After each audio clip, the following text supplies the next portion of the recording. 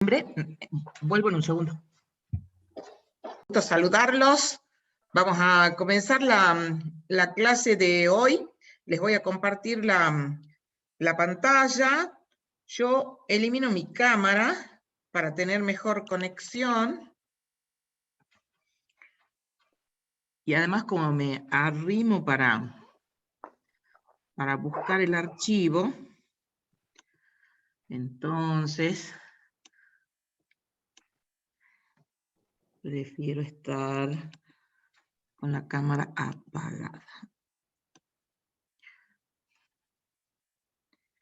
Bien, no lo voy a poner en modo presentación porque se tranca, no sé por qué. Lo cierto es que tenemos que ver en el día de hoy y en la próxima clase las rentas de la segunda categoría que tienen bastantes complejidades. Así que vamos a tratar de ir más despacio con los temas que son de mayor dificultad. Uy, perdón, me olvido que, esperen, como no estoy en modo, esto la tengo que eliminar, no estoy en modo presentación, tengo que usar otra tecla. Bueno, la pongo en presentación, si se tranca, se tranca.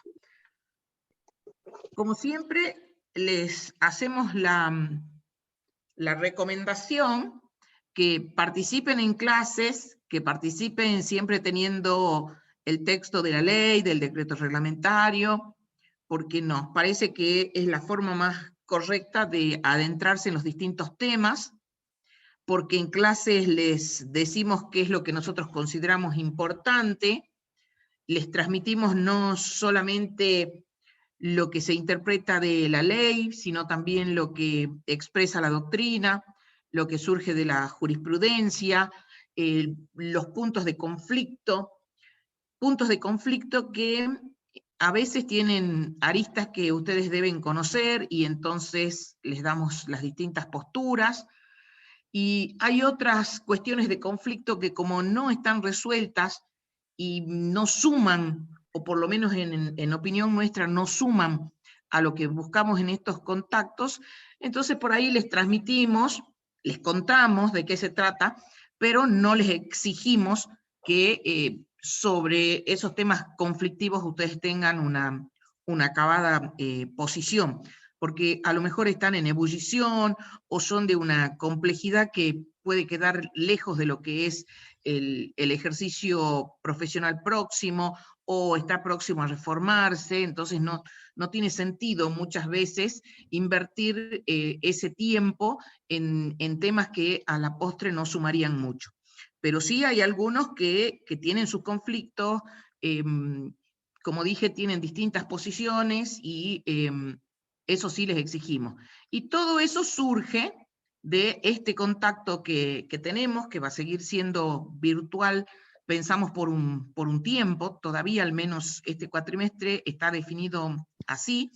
Les decía entonces que en clases les decimos cuáles son los temas importantes, cuáles son los temas que a nosotros nos parece que ustedes se van a topar apenas se reciban, o cuáles son otros temas que vamos dejando porque necesitan de una profundidad que no la puede dar la carrera de grado, sino que se busca recién en el posgrado.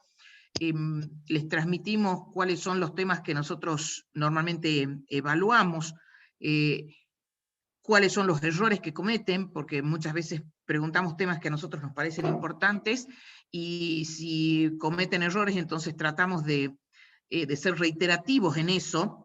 A veces mis hijos me escuchan dando clases y que yo repito algo, y les digo, lo que pasa es que uno aprende por repetición. Una de las formas de aprender es de tanto repetir. Y en este punto siempre doy el ejemplo del presidente de Brasil, Jair Bolsonaro, que cuando comenzó ya su tramo final hacia la presidencia de Brasil, yo creo que prácticamente ninguno de nosotros lo conocíamos, yo por lo menos no lo conocía. Y a costa de que en ese último tramo eleccionario se repitió tanto, pero tanto, que a la postre nos aprendimos no solamente el nombre, el apellido, sino también todo lo que tiene que ver con él mismo, ¿no? Eso para ejemplificar esta cuestión. Entonces muchas veces me van a escuchar repetir algunos conceptos y tiene ese sentido. Como les decía, en la clase nosotros tratamos de hacer toda esta transmisión, lo que sería lo académico propiamente dicho, pero también lo que tiene que ver con la práctica, con lo que va a ser el ejercicio profesional, y muchas cuestiones o vivencias que uno va experimentando y que nos parece que suma a lo que queremos transmitirles. Y también es en la clase, como digo, que les transmitimos lo que ahora se da en llamar los tips. Los tips, que serían estos: dónde se equivocan, qué temas preguntamos más, y en fin, todo lo que tiene que ver con el objetivo final, que para nosotros es que ustedes de esta materia aprendan la sustancia, los aspectos más sustanciales o centrales y que se puedan desempeñar, que puedan bajar esa información a la práctica, que la adquieran, o sea, que la aprendan, y luego que la puedan transmitir en un examen, porque es la conclusión, al menos del contacto que ustedes tienen con nosotros. Que es un trance difícil, complicado, siempre lo fue, pero ahora tiene sus dificultades extras por la virtualidad. Lo cierto es que es un trago que hay que pasar. Tenemos que ser capaces de nosotros evaluarlos y ustedes capaces de transmitir lo que han adquirido durante este proceso. Y luego, bueno, ya continuar con el resto de las materias y, Dios mediante, que próximamente sean profesionales. Así que, volviendo a lo que dice esta pantalla, les recordamos que estos PowerPoint o cualquier otra información que tengan en la plataforma son guías de estudio. Nosotros recomendamos que siempre complementen con la bibliografía recomendada, porque ahí viene otro tips, en el sentido de que también les pedimos que dentro de las fallas que nosotros detectamos están las dificultades para hablar, las dificultades para escribir, las dificultades para estudiar. Entonces, todos estos conocimientos o prácticas o habilidades, nosotros les sugerimos que ustedes pidan seminarios especiales sobre eso. Yo les digo a los chicos del centro de estudiantes cuando me preguntan sobre qué vamos a hacer un taller, les digo, bueno, los talleres los tenemos que hacer sobre temas que no veamos en la clase, porque lo que vemos en la clase ya está, eso ya está dado, está dada la teoría, está dada la práctica y están puestas a disposición las consultas. Los talleres tienen que ser de temas que no los veamos en la clase, o que no los veamos con la profundidad, como por ejemplo podría ser un seminario que estamos planteando con Fernando sobre el ajuste por inflación, donde sí se pueden adentrar en conceptos un poco más profundos. Pero sí les recomiendo a los chicos del centro estudiante, cada vez que me preguntan, hagan talleres de cómo hablar, de cómo escribir, de cómo estudiar. Eso para mí debiera ser un punto de partida desde el momento mismo que entran a la universidad, porque se nota esa falencia y a mí me parece que los ayudaría muchísimo para poder alcanzar el objetivo en menor tiempo y con mayor eficiencia, por decirlo de algún modo. Y en ese camino, si a mí me preguntan, la técnica mía ha sido y sigue siendo de leer varias veces lo mismo tratando de comprender. O sea, uno lee la primera vez y comprende una buena cantidad de todo lo que ha leído, pero no todo. Entonces uno subraya lo más importante, marca las dudas. Yo por lo menos dejo marcado lo que a lo mejor no entiendo en ese momento, y a veces avanzando en la lectura se clarifica, entonces lo dejo marcado.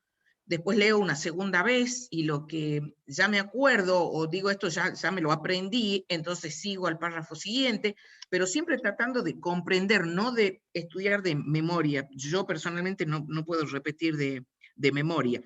Entonces leo todas las veces que sea necesario, y en la lectura, como digo, es en la repetición, primero comprender, y en esa repetición es que se van como grabando. Y también acá les doy el ejemplo para sustentar esta postura de por qué a mí me parece que es eficiente. Siempre les doy dos ejemplos. Uno de cuando uno ve una película. Cuando uno ve una película, puede comprender en términos generales lo que ha pasado y puede hacer un relato, pero uno no se acuerda todos los detalles, salvo las cuestiones que a uno le llamen profundamente la atención. Y acá pasa lo mismo.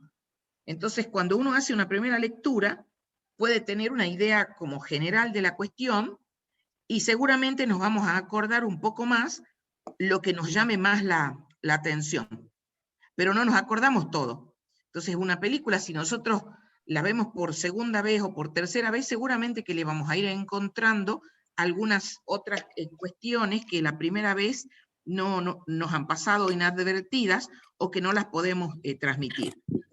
Y la otra forma, que por eso les recomendamos que tengan siempre a mano el texto de la ley, del decreto reglamentario y de las normas que sean necesarias, yo lo sigo haciendo. Justamente hoy estaba con un tema que les voy a mostrar, porque no digan esta vieja mentirosa, debe estar metiendo el perro y no debe hacer nada de lo que dice. A ver si puedo abrir la cámara, pero tendría que dejar de compartir para mostrarle que hoy estaba haciendo un trabajo sobre retención de dividendos. Y vuelvo a buscar esta, la imprimí en su momento cuando salió la resolución, y la vuelvo a buscar y la vuelvo a leer y la vuelvo a mirar. O sea, no me hago la canchera de que, lo sé y me lo acuerdo, nada, ¿ves? Está toda marcada por distintos lados, si es que se puede ver. Porque no confío en que nos podemos acordar absolutamente todo. Por supuesto que las cuestiones centrales las tenemos que saber. Y el otro ejemplo que les decía, que por eso vuelvo a esto de por qué a mí por lo menos me resulta bueno tener el texto de la ley, es porque uno lo va fijando, depende del tipo, digamos, de habilidad que uno tenga. A mí, por ejemplo, me resulta, diría, práctico acordarme hasta en los lugares donde están las cosas. Y acá el ejemplo que vale es para los que saben manejar. Cuando uno aprende a manejar, cuando alguien nos enseña, y nosotros queremos mirar los pies, queremos mirar las manos, queremos mirar el espejo retrovisor, o sea, queremos hacer todo a la vez y es imposible, ¿no? Entonces ahí es donde uno comete errores, y por supuesto que no hay que salir a manejar en la vía pública cuando estamos en esas condiciones, ¿no? De más está decirlo. Pero ¿cómo adquirimos la habilidad? Por repetición. O sea, de tanto hacerlo, llega un momento en que ya podemos dominar, si se quiere, las manos. Con la derecha llevo los cambios, con la izquierda tengo las luces, tengo los espejos, y con los pies manejo los pedales, y es una coordinación, pero que uno la adquiere a costa de haberlo practicado. Entonces, por eso es que les pedimos ese ejercicio de practicar teniendo la ley, o sea, practicar la lectura, que es lo que vamos a hacer ahora también, con la ley en la mano. O sea, yo no concibo otra forma de aprender esta materia si no tenemos la ley. Entonces, les debe haber dicho la contadora Campastro, los textos están en la plataforma. Se ha sancionado una reforma que hasta donde vino ha sido publicada en el boletín oficial. De modo que cuando tengamos ya el texto reformado, les vamos a subir a la plataforma, pero también ustedes lo pueden comprar. Obviamente de que lo que se compre ahora no va a tener la reforma esta que está dando vuelta en el Congreso. Por eso a los que me preguntaron todos estos días les dije no compren nada todavía, porque seguramente la reforma va a salir y se van a quedar con un texto desactualizado. Pero una buena parte de esos textos obviamente que sirven, si a alguien le sirve, yo debo tener algunos, ya de hecho estuve entregando los que tenía a los chicos que me han ido pidiendo, y debo tener algunos más dando vuelta que también se los puedo facilitar, porque es importantísimo que el texto lo tengan. Entonces, lo que se reforme, por ejemplo, sobre un texto que yo pueda tener y que ya no esté usando, lo que hay que hacerle es agregarle la reforma, bueno, y tener la habilidad de darse cuenta que algunos artículos van a estar reformados, pero el resto del texto sí sirve. Así que se comunican conmigo y vemos. Lo que sí les recomiendo es que todos tienen que tener su texto. Bien, avanzando un poquito más. Avanzando un poquito más. Vuelvo a compartir la pantalla.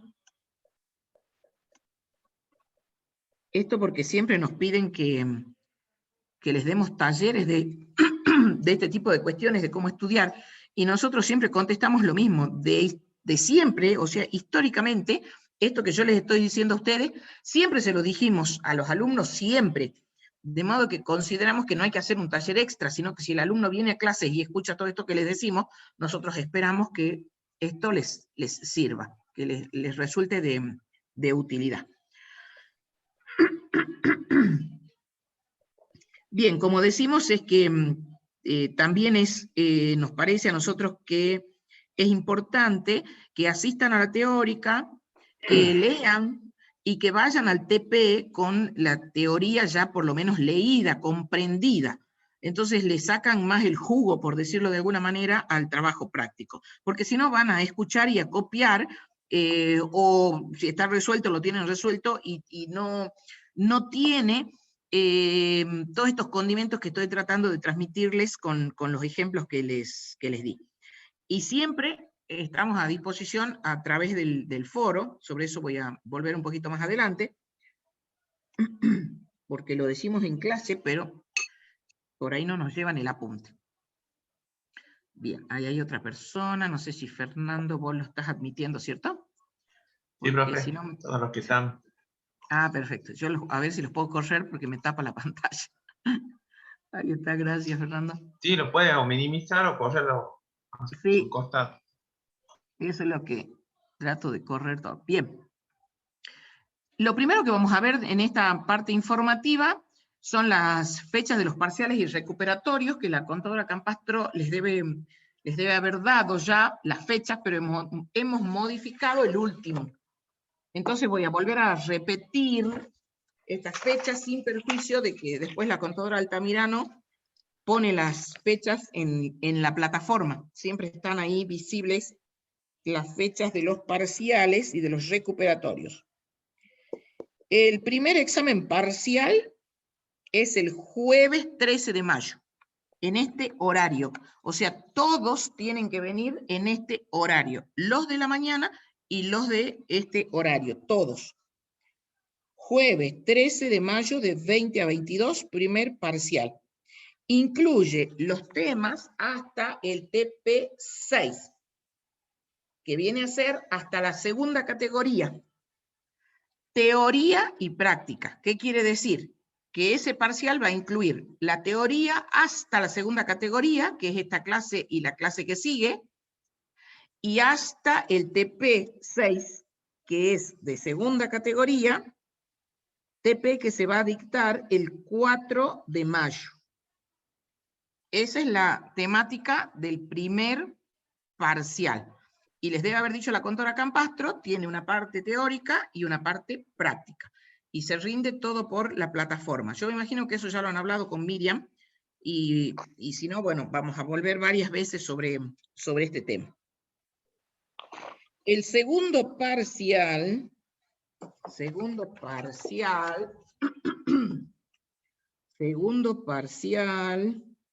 perdón, y la clase de consulta para ese parcial, todo por medio del Zoom, es el día 12 de mayo. El día 12 de mayo es la consulta para el primer parcial. Y por lo general ahí nos asignan el horario de 14 a 16. Pero ustedes estén atentos, siempre en la plataforma les decimos. Lo que no quiere decir que ustedes, mientras van estudiando, todas las dudas que tienen, por favor las escriben en el foro, porque entonces en el foro se contesta y sirve para todos los compañeros que tienen la misma duda. Entonces somos como más eficientes, por decirlo de alguna manera, y lo que uno tiene de duda y la evacúa, le sirve para todos. El segundo parcial está previsto para el 15 de junio. 15 de junio. 15 de junio. Hasta el TP12. Teoría y práctica hasta el TP12, que es resultado en la venta de bienes de uso, desuso y reemplazo. Teoría y práctica. Hasta ahí. Lo que está con posterioridad, no, porque nosotros vamos avanzando con otros temas. ¿Y por qué reitero esto? Porque me viven preguntando. Cuando está llegando el parcial empiezan a preguntar. ¿Y qué quiere decir que es hasta el TP12? Bueno, eso lo explicamos acá. Entonces, si dudan, pregunten acá y Fernando les va contestando. Hasta el TP12, teoría y práctica. Y la clase de consulta es el día anterior, el lunes 14 de junio, vale lo mismo que dije anteriormente. El TP3,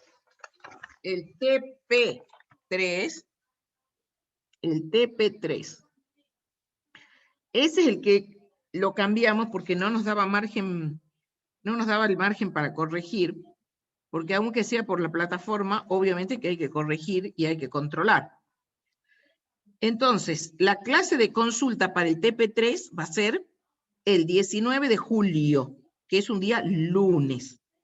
Y el examen parcial número 3, el martes 20 de julio, el Día del Amigo, e incluye hasta el trabajo práctico 17, que es el penúltimo práctico, porque el último práctico es el 18. Hasta el TP17, que es el que corresponde al impuesto sobre los bienes personales. Luego de ese parcial, tienen 2 clases más de teoría, con ejemplificaciones que se dan en clase, 2 clases más, donde desarrollamos el impuesto a la transferencia de inmuebles, premios de sorteo, contribución especial sobre el capital de cooperativa, temas que nosotros tomamos en los finales, por eso les recomendamos que vayan a esas clases, que van a ser el lunes 26 y el martes 27. Les recomendamos que vayan, porque después cuando viene el examen final y les preguntamos de eso, ay, que yo no lo vi, que no sabía de dónde estudiarlo. Bueno, en clases les damos. Así que recomendable de asistir. El miércoles 28 de julio, que es mi cumpleaños, tienen la clase de consulta para el recuperatorio. Y el jueves 29 de julio, siempre de 20 a 22, los parciales y los recuperatorios. Es el recuperatorio, 29 de julio recuperatorio. Y entran todos los temas dictados, todos. Todos. Así que traten de ya quedarse regulares con el tercer parcial. Igualmente tienen que estudiar para el final, pero ya es un alivio llegar regularizando la materia con el tercer parcial. El viernes 30 de julio terminan las clases y el viernes 6 de agosto tenemos que entregar las regularidades. Lo podemos hacer hasta el último segundo de ese viernes 6 de agosto. Eso para que no empiecen a preguntar durante el día, no aparezco como regular, no aparezco como regular, no aparezco, porque capaz que estamos cargando todavía, es hasta el último instante. Entonces, el sábado 7 de agosto, entren a mirar si lo que está cargado es lo que corresponde a la regularidad de la materia respecto de cada uno. Y esto que parece una tontera lo que le estoy diciendo, porque más de uno debe decir, esta vieja pierde el tiempo diciéndonos esto, ahora nomás, en este último examen final, una alumna de Derecho Tributario dice, yo la cursé hace 2 años y yo había entendido que yo estaba regular. Bueno, pero para nosotros en los listados que tenemos está libre, y ahora ya no podemos hacer nada. Vamos a suponer de que ella tuviera razón, vamos a suponer que nosotros nos hubiéramos equivocado. El momento para hacer esos cambios, porque humanos que somos nos podemos equivocar, es en ese momento. Entonces ustedes tienen que entrar y mirar que si ustedes han quedado regulares, tienen que figurar como regulares. Y si nosotros nos hubiéramos equivocado, se conectan en el acto y nos dicen, profesora, yo estoy regular, o profesor, estoy regular, fíjese que estoy apareciendo como libre, o estoy apareciendo como no cursó, o estoy apareciendo como ausente. Ese es el momento, no 2 años después, para recién decir, yo había entendido que yo había quedado regular. Eso nos ha pasado ahora, en este examen que acabamos de tomar. Bien, espero que esto se comprenda, y sí lo que les pregunto en este momento, y si alguno abre el micrófono o se lo comenta a Fernando, como estamos cambiando la fecha del último parcial, quiero que me digan si no les coincide con algún parcial de alguna materia del mismo año, porque si algún profesor de otra materia del mismo año ya les hubiera dicho que ustedes tienen parcial el día 29 de julio, nosotros no podríamos tomar ese día porque ya tienen un parcial antes. El primero que canta, ese es el que se queda con la fecha.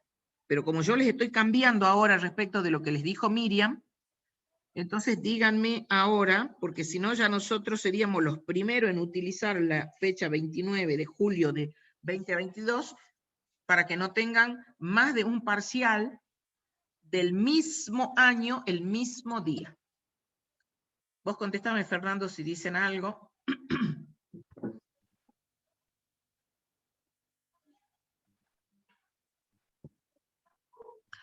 20 de julio, no entiendo qué me dice Carolina. 20 de julio no sería el tercero.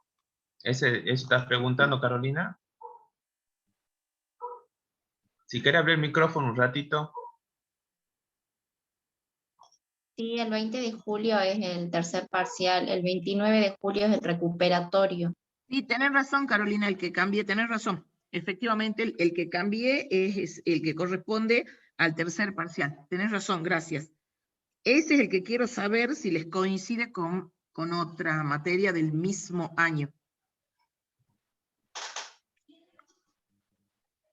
O cualquiera de las otras fechas que le dimos. De todos modos, se las dio Miriam el primer día de clases, así que las otras las dimos nosotros, digamos, algo que otro profesor ya les hubiera dado con anterioridad.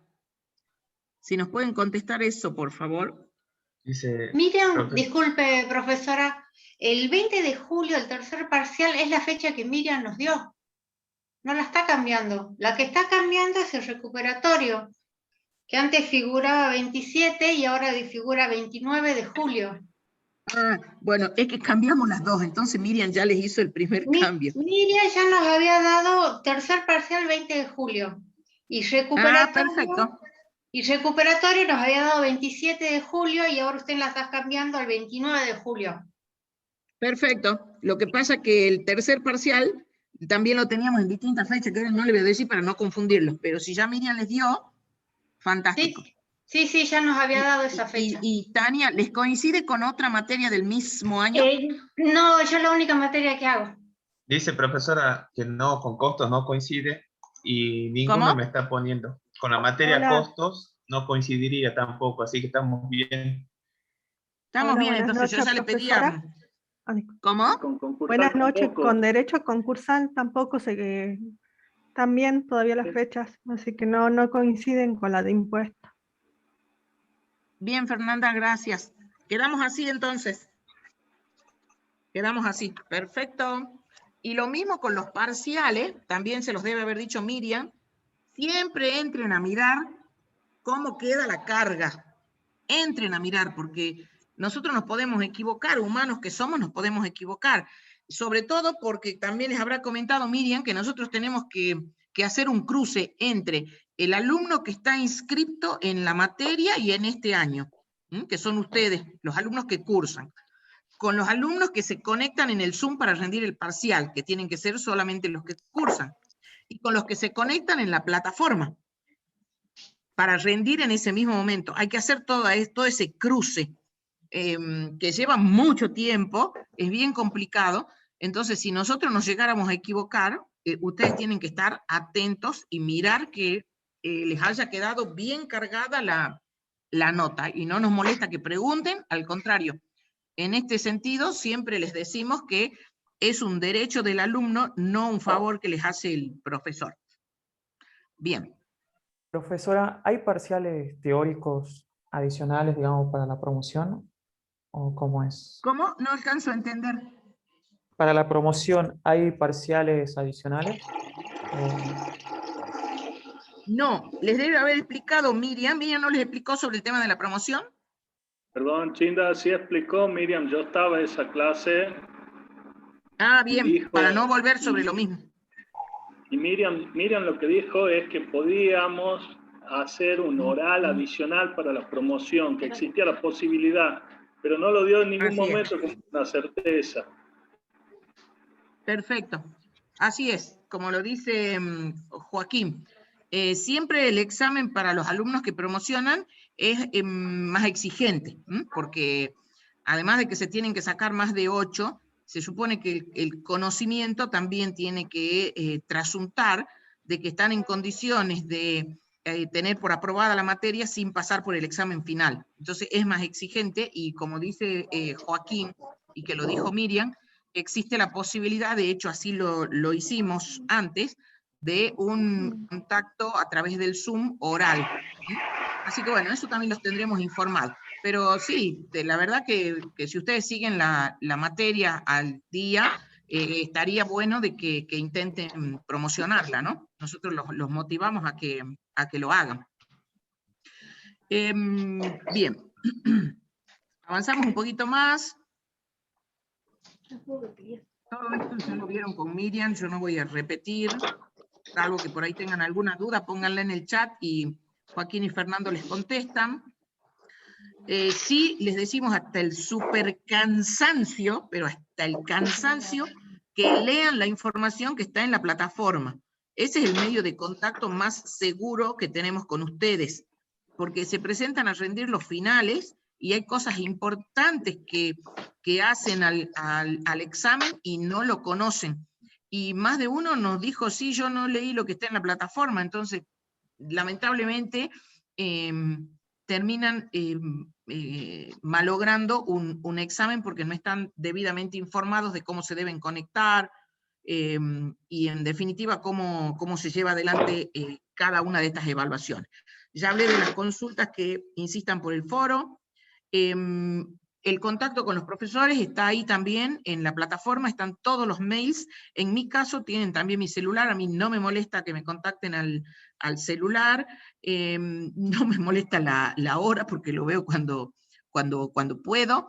De hecho, yo tengo permanentemente el celular abierto y cerca mío, es muy raro que no lo tenga, y no lo hago por fanatismo, sino por estar en contacto con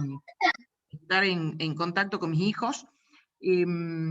Así que a mí no me molesta, pero sí a veces pido paciencia porque el celular explota y uno no hace a tiempo de contestar. Y también les pido que así como no me molesta, traten de que los temas que ustedes los conocen por otro lado, por ejemplo por la plataforma, y no me estén preguntando en el celular, porque a mí no me gusta pasar por maleducada y no contestarles, pero algunas cosas son de malcriaditos. Como le digo a mis hijos también, de malcriaditos. Por ejemplo, si me preguntan, yo ya lo dije varias veces, ¿en qué horario va a ser el parcial? Y empiezo a recibir mensajitos, ¿en qué horario es el parcial? ¿En qué horario es el parcial? ¿En qué horario es el parcial? Y ya lo dije en clase, de 20 a 22, todos los parciales y el recuperatorio de 20 a 22. O sea que los chicos que están inscriptos a la mañana se tienen que conectar para rendir en el horario de 20 a 22.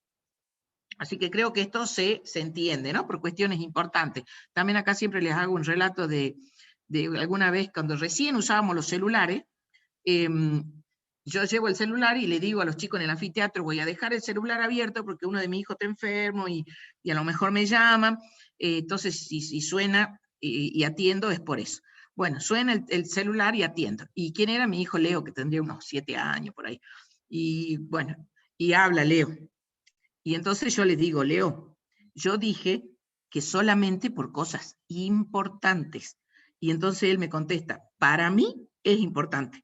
¿Y qué era lo que le pasaba? Que tenía que llevar la pelota de fútbol al día siguiente al colegio y estaba desinflada. Claro, para él era importante. Entonces me dejo callada y le digo, bueno, cuando vuelva iremos ahí a la estación de servicio a inflar la pelota. Pero ustedes entienden lo que les quiero transmitir con esto. Un problema serio que les debe haber comentado Miriam, y se lo vamos a seguir repitiendo, es cómo tienen que entrar identificados, sobre todo a los parciales y a los finales. Está en la plataforma, tienen que tener audio y cámara, yo creo que eso Miriam lo dijo, lo vamos a practicar en otro momento. Si tienen problemas para el curso, ¿sí? Profe, disculpe, le hago una consulta. Para ¿Sí? poder promocionar materia, años anteriores pedían más materia, ahora solamente te piden contabilidad 4 nada más finalizado. ¿Es así? Yo no sé eso. Eso, mirá, cuando nos preguntan, yo no lo sé. No sé cómo son las correlatividades. A nosotros nos pasan un listado de cuáles son los alumnos en condiciones de cursar, y en los exámenes nos dicen quiénes están en condiciones de rendir. Ese control lo hacen en el departamento de alumnos, no conozco. Así que no quiero contestarte lo que no sé, porque eso está en el plan de estudio. Y, a ver, para decirlo rápidamente, si yo lo leo, seguramente que lo interpreto, pero no es un tema que sea de nuestra responsabilidad ese control. Entonces lo manejan en el departamento de alumnos. Pregunten ahí. Si ahí te dicen que es así, es así. A nosotros Bueno. nos pasan los listados. Nos pasan los listados. Incluso cuando yo Listo, muchas cursaba... gracias. Dale. Bien, les decía que si tienen problemas para el cursado, como tenemos que tomar la asistencia y la facultad nos pide que les informemos cuántos alumnos cursan, cuántos van a la teoría, cuántos van a la práctica, les pedimos que nos avisen, que manden un mail a Fernando, o a Patricia, o a Joaquín, los que tienen problemas por el trabajo y demás, porque cuando nos piden esa información la tenemos que tener para reportarle. Y más aún, si tienen problemas, ahora voy a correr esto, si tienen problemas para el cursado virtual, que yo no sé si cuando aparece este cartelito ustedes dejan de leer o... Esperen un segundo. Acá.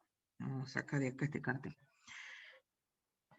Los que tienen problemas para acceder a la virtualidad, que no son ustedes, digamos, porque ustedes están en clase, pero si ustedes conocen de algún compañero que no tiene, no sé, por decirles, no tiene computadora, no tiene conexión, cualquiera que sea el problema, tiene que reportarlo a las autoridades de la facultad para que estén al tanto y ver cómo solucionar, porque la idea es que todos accedan. E incluso ustedes tienen que tratar para los exámenes de tener una buena conexión que les permita completar, sea el parcial o sea el examen final. Bien, seguramente habrán más cuestiones, pero de momento lo vamos a dejar y vamos a pasar directamente al dictado. Si tienen preguntas, por favor, se las hacen por el chat a Fernando o a Joaquín, o si está alguno de los otros profesores, no hay problema. Como les dije, el tema de hoy refiere a las ganancias de la segunda categoría. Es una categoría que siempre ha sido complicadita, pero que después de la reforma de la 27430 se ha complicado aún más, de manera que, como les dije antes, nosotros vamos a transitar por los conceptos fundamentales y vamos a llegar con ustedes hasta un cierto nivel.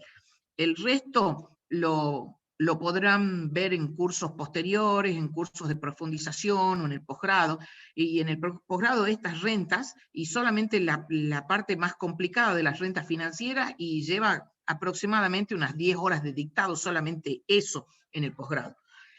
Así que se imaginan que no es posible en el contacto que nosotros tenemos, y tampoco es la idea llegar a una profundidad que a nosotros nos parece no es necesaria para el nivel del grado. igualmente el que quiera profundizar lo puede hacer. Si tomamos un índice, el que está en el programa, dicho sea de paso, también Miriam les debe haber dicho que el programa y la bibliografía están también en la plataforma. Tenemos que analizar las ganancias incluidas en esta categoría. Luego, el punto de las deducciones, nosotros vamos a mencionar algunas acá, pero las deducciones, tanto las deducciones generales como las deducciones especiales, se van a dictar un poquito más adelante en clases especiales para estos temas. Y por aparte le vamos a poner algún énfasis al tratamiento de los dividendos, la distribución de utilidades en general, porque el tratamiento de los dividendos está dentro del género, que es distribución de utilidades, la enajenación y rescate de acciones, la enajenación de participaciones sociales, que sí son temas que ustedes tienen que conocer, al menos hasta un determinado nivel. Y una particularidad, un instituto que ha sido incorporado por la 27430, cuáles son los dividendos fictos, que tienen su complicación bastante enmarañada. Esa resolución que les mostré recién, con la que estuve trabajando ayer y hoy, refiere a este tema, y la verdad que, para decirlo rápidamente, es un rompedero de cabeza, un rompedero de coco, diríamos en el lenguaje del barrio. Terrible las dificultades que tiene este tema y las vinculaciones con otras cuestiones de la tercera categoría. Muy, muy complejo. En cuanto a las ganancias incluidas, vamos a tratar de seguir el orden del artículo 48 de la ley, que tiene la enumeración. Vamos a ir subrayando en cada punto acerca de la ganancia bruta y la ganancia neta, aunque para llegar a la ganancia neta, como dije, necesitamos también de las deducciones que van a haber en clases posteriores. El criterio de imputación, que ya lo deben haber visto en clases anteriores, lo vamos a repasar. Hay un tratamiento especial que viene de antiguo y que refiere a intereses presuntos. Vamos a ver cuál es el fundamento de la norma. En este caso nos interesa ese punto en particular. Sobre ese tema les preguntamos en los exámenes y la verdad que no hemos sido muy exitosos en las respuestas que obtenemos, así que vamos a tratar de ponerle un poquito más de sal y pimienta, a ver si así los entusiasmamos. Y el concepto de regalía, que al menos en el ámbito nuestro no tiene mucha aplicación, pero algo vamos a ver. Respecto de la bibliografía, también les debe haber mencionado Miriam, que estamos tratando de seguir el libro de Darío Rajmilovich, que es un libro muy, muy lindo por usar un calificativo. A mí me gusta la didáctica que tiene Darío, y tiene la ventaja de que lo tenemos en forma digital en la plataforma. Entonces, habida cuenta de las dificultades por las que estamos atravesando, estamos tratando de seguir este libro. En particular, en la segunda categoría, que es bastante compleja, estamos tratando de seguir el libro de Rajmilovich. Y ustedes, como digo, lo pueden consultar por vía virtual en la biblioteca. Le está faltando la última reforma, sobre lo cual le subimos un artículo también. Cuando digo la última, no es esta que todavía no se publicó, ¿no? Y faltaría la que no se publicó. Más bibliografía. Bueno, hay más textos que están disponibles en ebook. Está el libro de ganancias del doctor Alfredo Lamagrande. Alberto dice, me equivoqué ahí. Ya no me lo voy a corregir porque después me olvido. Alfredo. ¿De dónde me saqué que es Alberto? Alfredo Lamagrande. Alfredo Lamagrande. Bueno, quiero poner guardar porque después me olvido. Bien. También, bueno, el que ya les mencioné, el libro de Rajmilovich, en realidad está el 2019 y el 2020, que es el otro que les mencioné. Impuesto a las ganancias, en 2 tomos, de Luis Omar Fernández. Impuesto a las ganancias, del doctor Adolfo Achabayán, es una edición del 2017. Y también ponemos en la plataforma a disposición distintos artículos de doctrina, los fallos más importantes que vamos mencionando. Hay un libro editado por la Federación que ya ha sufrido una actualización, pero de todos modos nada de esto tiene las últimas reformas.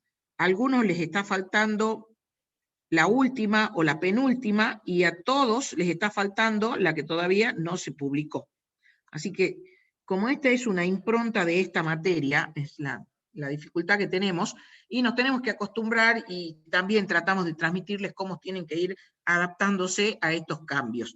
Lo que sí, como nosotros ya dictamos con la reforma, tomamos también con la reforma, que es otra pregunta que nos hacen habitualmente. Y cuando está llegando el examen y empiezo a recibir esos mensajes.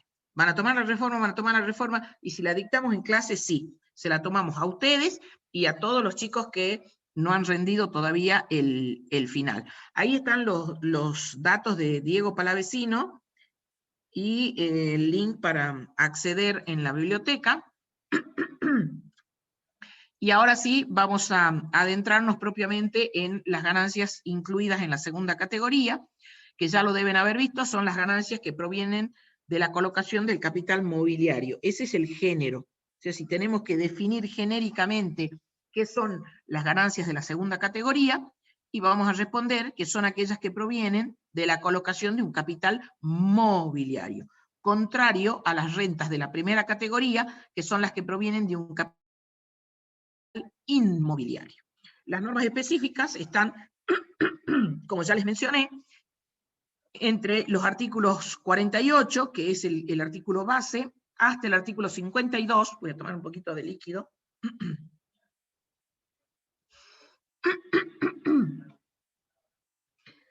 Hay otros artículos vinculados, que son los artículos que denominamos concordantes, tanto en la ley, y luego los que reglamentan esta temática en el decreto reglamentario.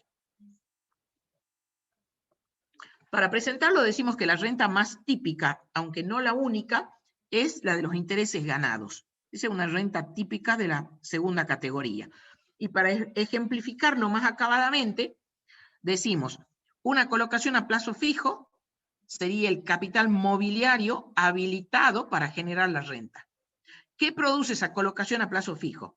Produce un interés, que es la renta ganada, susceptible de periodicidad. A lo mejor la colocación es por una única vez, pero la periodicidad se da porque la periodicidad puede ser real o potencial. Entonces, en una única colocación igualmente está íncita la periodicidad con la que se puede obtener esa renta, que es el interés. Luego de producido el interés, que es la renta ganada, se mantiene el capital colocado se mantiene, no desaparece, o sea, no desaparece el plazo fijo, se mantiene. Se puede retirar ese capital, se lo puede volver a colocar a plazo fijo o mantenerlo en la colocación de plazo fijo, o se lo puede colocar en otra inversión. Lo cierto es que se mantiene el capital. De modo que, en este ejemplo tan simple, se dan las condiciones de procedencia para la gravabilidad de la renta. ¿Cuál es la renta? El interés ganado. Esa gravabilidad está dada por la teoría de la fuente, descrita en el artículo 2, apartado 1 de la ley, que justamente requiere de periodicidad, que puede ser real o potencial, habilitación de la fuente, que es poner la fuente a producir la renta, y permanencia de la fuente luego de la obtención. Cual si fuera el árbol que produce los frutos. El árbol es el plazo fijo, los frutos serían los intereses. Ese fruto es susceptible de darse. El fruto, que es el rédito, implica vuelto a dar. Eso significa, rédito es vuelto a dar y vuelto a dar y vuelto a dar. En cambio, el árbol, que es la fuente productora, debe mantenerse habilitada y permanecer luego de obtenidos los frutos para que en el futuro sigan brindando ese mismo rédito. Independientemente de que la renta puede estar beneficiada con una exención, como es el caso de esta que estamos tomando como ejemplo. O sea, el interés de plazo fijo, cuando ese plazo fijo está colocado en moneda nacional y sin cláusula de ajuste, está exento según la penúltima reforma. Cuando yo diga penúltima, me estoy refiriendo a la 27.541. Y volvemos a decir, La última reforma es la que salió del Congreso y que todavía no se publicó. La penúltima es la 27.541, que se publicó en el Boletín Oficial del 23 de diciembre del 19. Y la antepenúltima es la 27.430, que se publicó, si no recuerdo mal, el 29 de diciembre del 2018.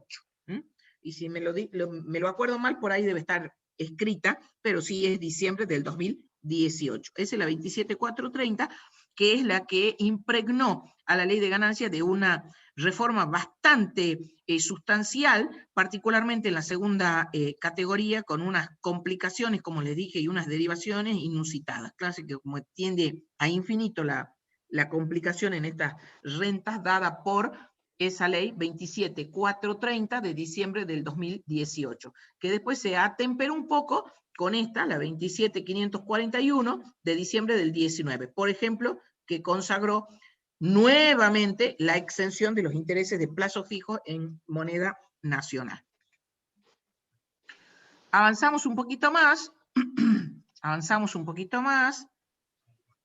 y acá tratamos de generalizar el concepto, subrayarlo, generalizando el concepto en estos términos.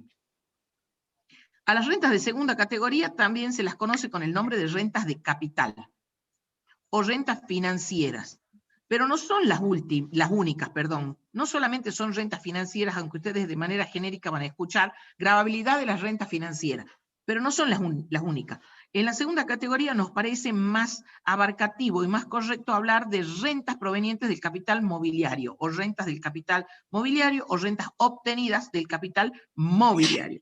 Contrario, como ya dije, a capital inmobiliario, que son las rentas de la primera categoría.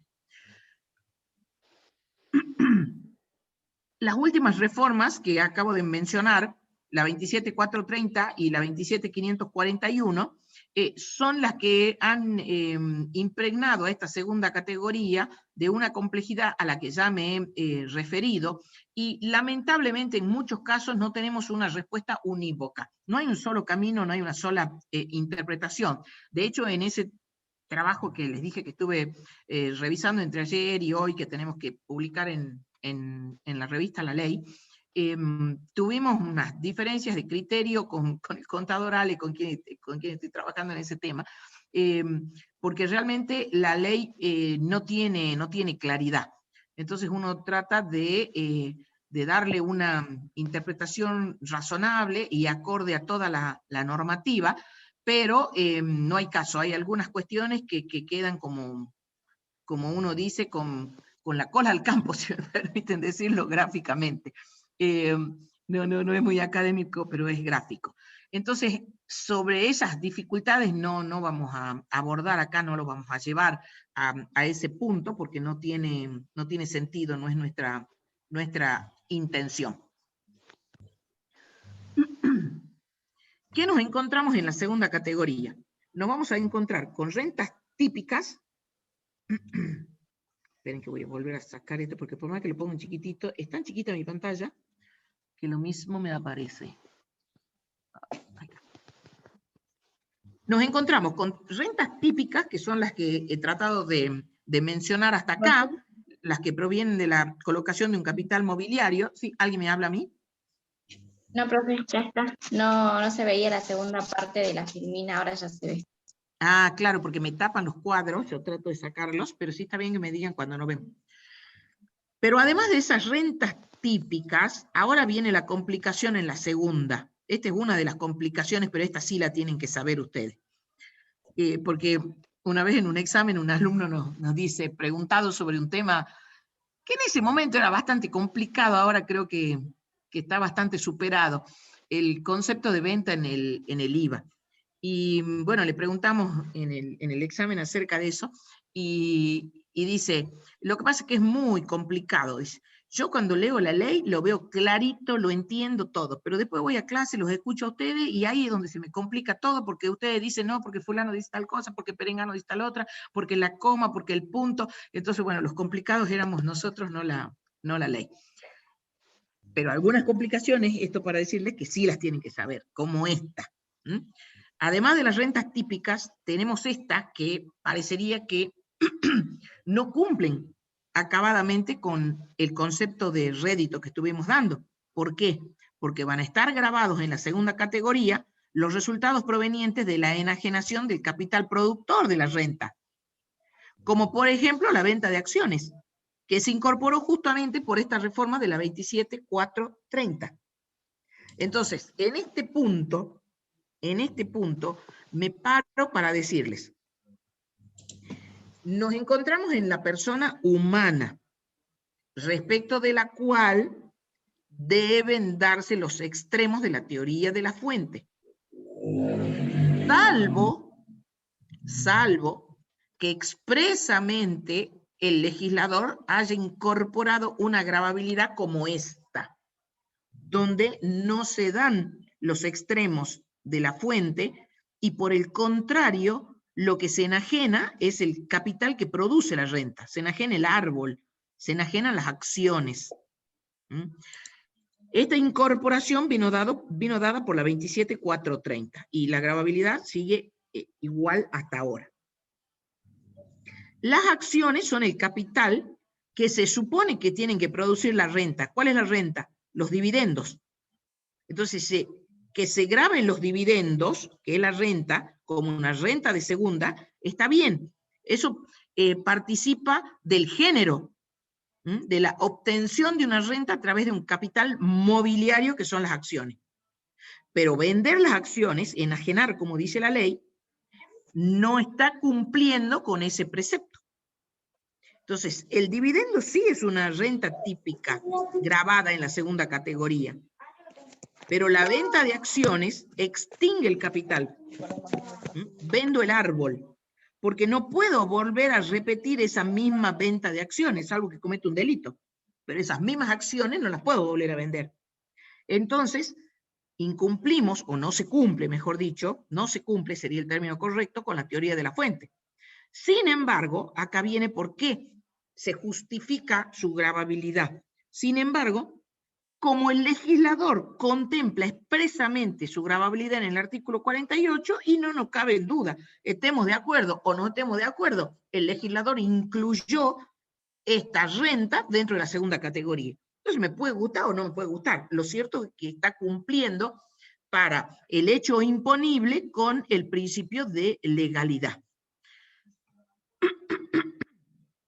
Y además, porque el artículo segundo, esto creo que lo vuelvo a decir un poquito más adelante, y lo deben haber dicho también varias veces con Miriam, y lo deben haber visto en la primera categoría con Marcelo. Además, el propio artículo segundo nos pone en la previsión de que se cumple con la teoría de la fuente para la persona humana o la asociación indivisa, o puede ser que no se cumpla, pero el artículo respectivo contiene ese hecho económico que pasa a ser un hecho imponible como gravado, como es este caso.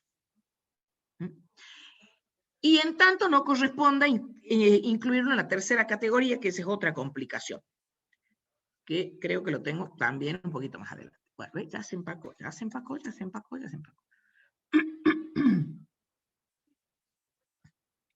Vamos a avanzar. Volvemos. Pasamos a la siguiente.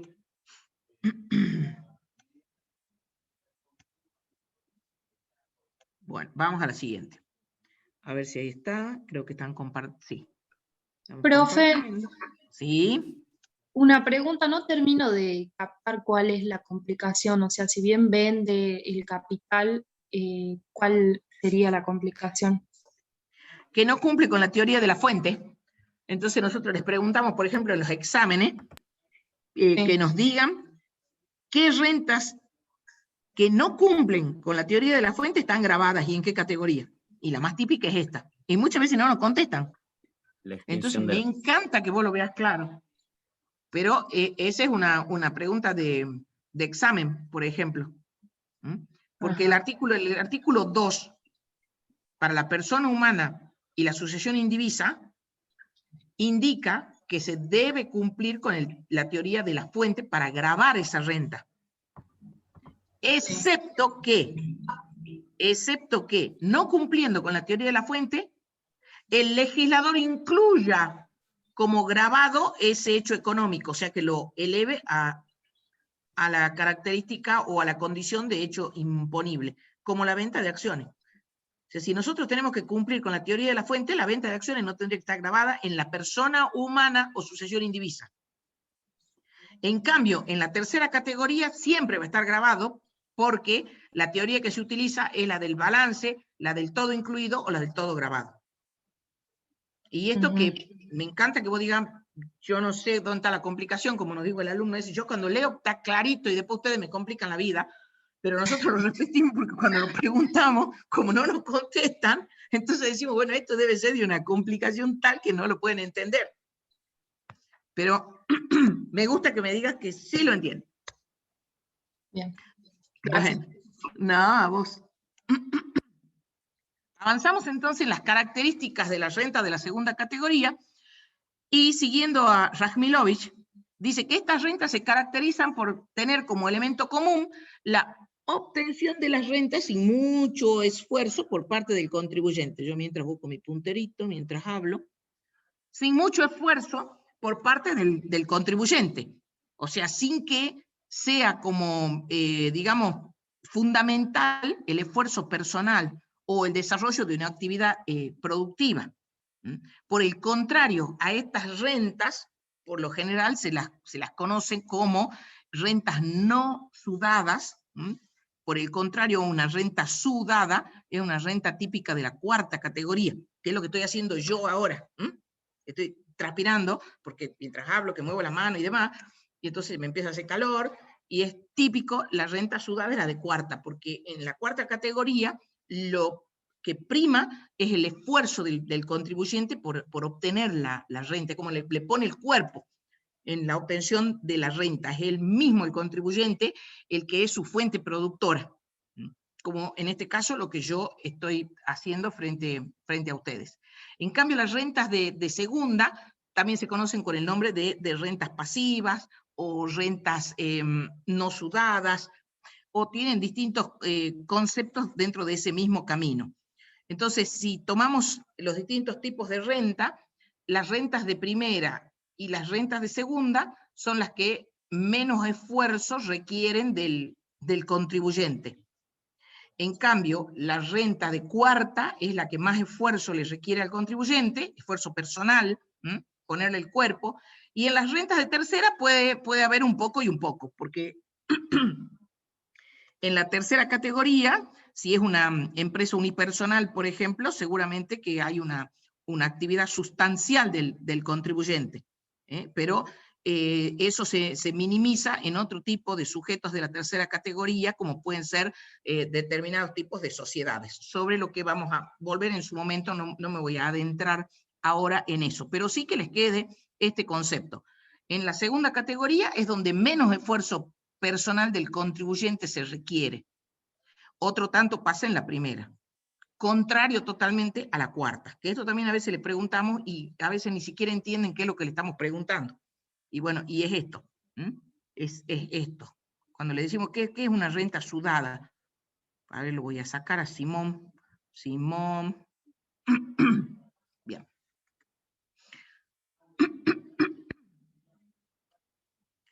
Y eso es así porque fundamentalmente se obtienen de inversiones de carácter financiero o porque se explotan económicamente bienes muebles o derechos.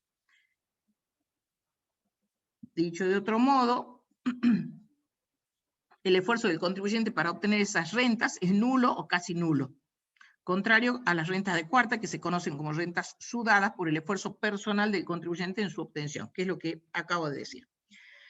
En principio, todas las rentas de esta categoría cumplen con los requisitos de la teoría de la fuente, que son los que venimos mencionando todo este tiempo. Periodicidad de la renta productora, habilitación y permanencia de la renta productora. Esa es la forma correcta de expresarlo. Periodicidad de la renta. De la renta, dice ahí tengo otro error. Periodicidad de la renta, no, periodicidad de la renta nada más. Y habilitación y permanencia de la fuente productora. y acá puedo haber querido poner, ya no me lo corrijo, porque después me olvido.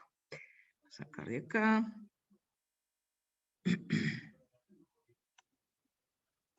Muchas veces nosotros mismos lo expresamos y también muchas veces la ley lo expresa como periodicidad, habilitación y permanencia referido a la renta. Pero lo correcto es expresar periodicidad de la renta, porque es lo que corresponde, y habilitación y permanencia de la fuente productora. Aunque, como digo, hasta la misma ley a veces lo pone todo junto, habla de periodicidad, habilitación y permanencia. Ya lo dijimos y lo volvemos a resaltar, que también se incluyen rentas grabadas que no cumplen con esas características.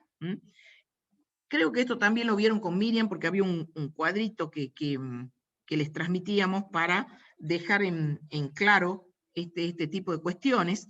Y ahora, saliendo ya de las acciones, pero para dejarles en claro otras rentas que están en el artículo 48 y que no cumplen con la teoría de la fuente, ejemplificamos con algo que les resulta, me parece, accesible para la comprensión, como son las obligaciones de no hacer, que están en el artículo 48, inciso F.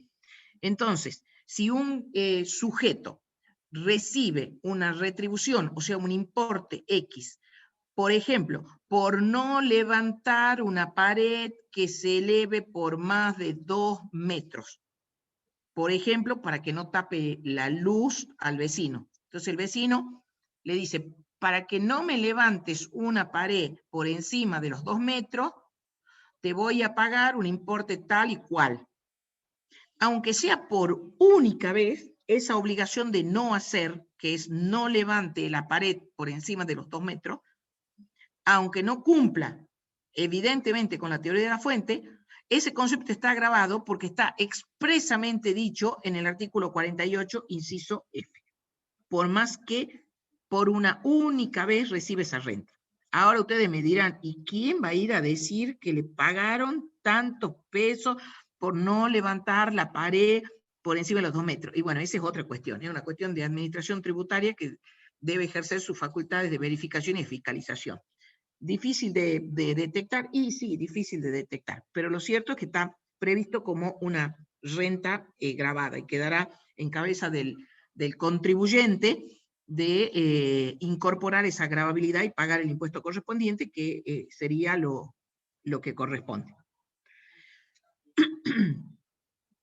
Este ejemplo, y el que dimos anteriormente de las acciones y algún otro que está dentro del artículo 48, es lo que viene a graficar lo que la ley dice en su copete del artículo 2, cuando comienza el artículo 2, cuando dice, a los efectos de esta ley son ganancias, y subrayo, sin perjuicio de lo dispuesto especialmente en cada categoría.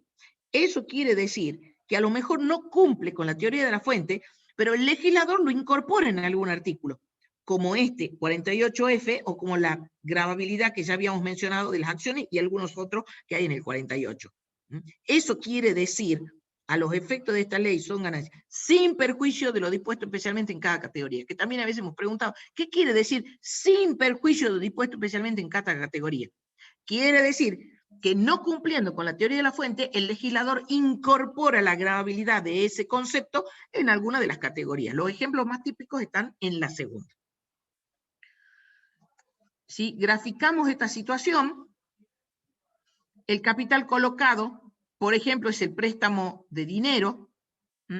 ¿Cuál vendría a ser la renta gravada? El interés que se gane por ese préstamo de dinero. Para salir del tema de los plazos fijos, otro ejemplo, si el capital colocado son acciones en una sociedad anónima, la renta gravada típica van a ser los dividendos, pero también el resultado grabado de la segunda categoría, la enajenación de esas acciones. Así lo dice la ley. Aunque en este caso no cumpla con la teoría de la fuente. Ahora, no todas las enajenaciones van a estar alcanzadas por la segunda categoría con la reforma de la 27.430. También se lo deben haber visto con Miriam, que algunas de estas enajenaciones siguen tributando el que llamamos el ITI, que es el impuesto a la transferencia de inmueble, que es el que van a ver en las dos últimas clases. Está todavía vigente bajo determinadas circunstancias para determinadas enajenaciones, que ya las deben haber visto, y si no las vamos a volver a repasar un poquito más adelante, vamos a volver en esta misma categoría sobre la enajenación de los inmuebles. Ahora, perdón, yo me pasé. Estaba acá, ¿no? Estaba acá. Estaba acá, pues. Bueno, de este me pasé, ya dije esto, ¿no? Pero perdón, me pasé, y ahora el capital colocado del inmueble, la renta gravada típica del inmueble es el alquiler, que en este caso es de primera categoría, eso es lo que quería resaltar acá, pero di de más un enter y ya me fui en otra explicación. Discúlpenme, estaba en esta. Acciones es el capital colocado. Renta típica gravada, el dividendo. Pero también está grabada la enajenación de acciones. Y le di el enter, y no dije esto. Capital colocado, el inmueble.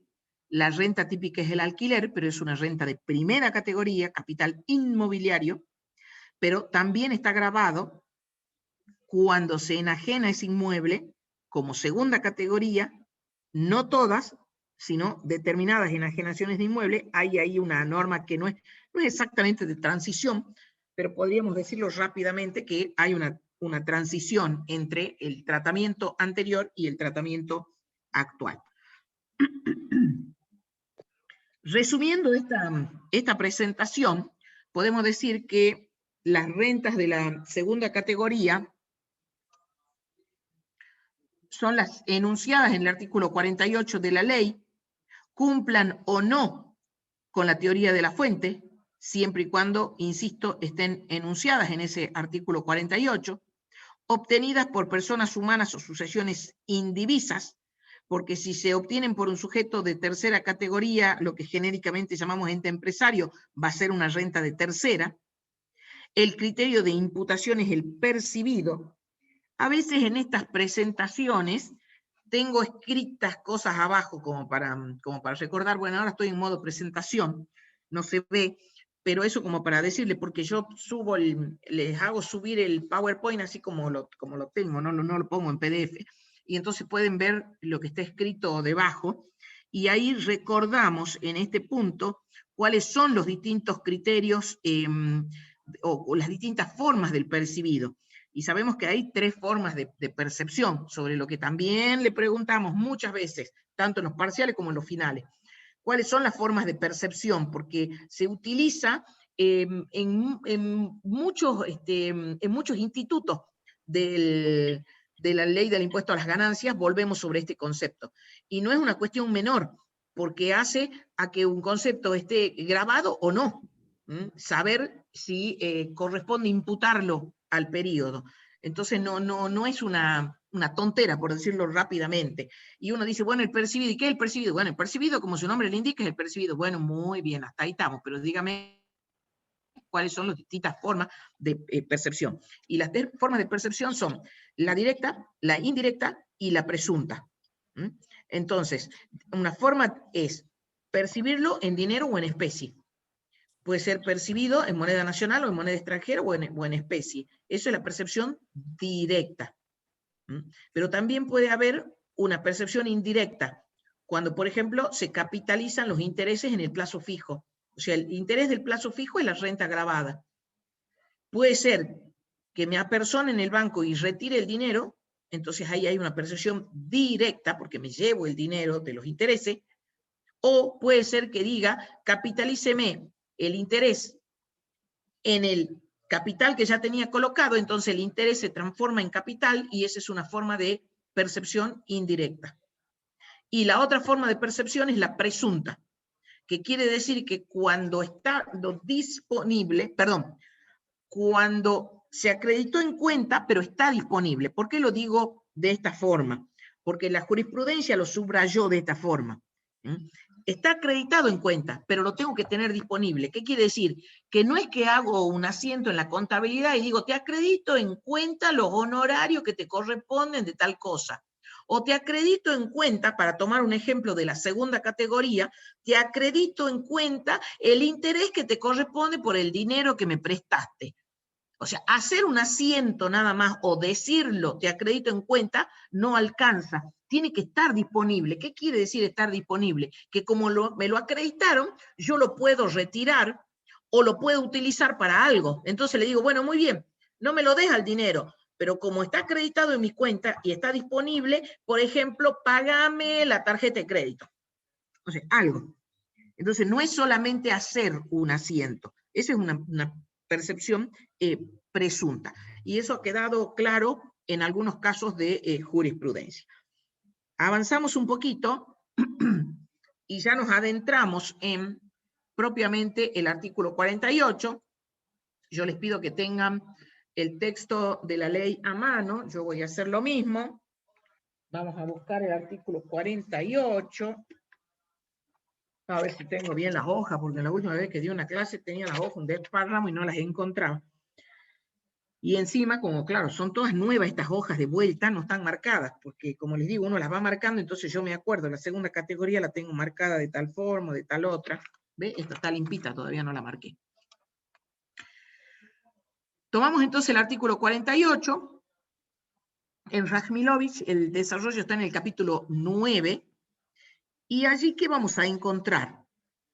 Lo que serían las rentas gravadas brutas, respecto de las cuales puedo tener deducciones o no, porque puede haber una renta bruta que después coincida con la renta neta, porque no tengo nada para descontar. Pero puede ser que sí tenga algunos conceptos de los que llamamos gastos o deducciones admitidas, que como les dije, hacia el final del tratamiento de la segunda, que va a ser en la próxima clase, algo vamos a decir, también vamos a ir diciendo algo a medida que vamos desarrollando algunos ejemplos, pero van a tener clases específicas sobre deducciones. Ahí también puse mal la palabra luego,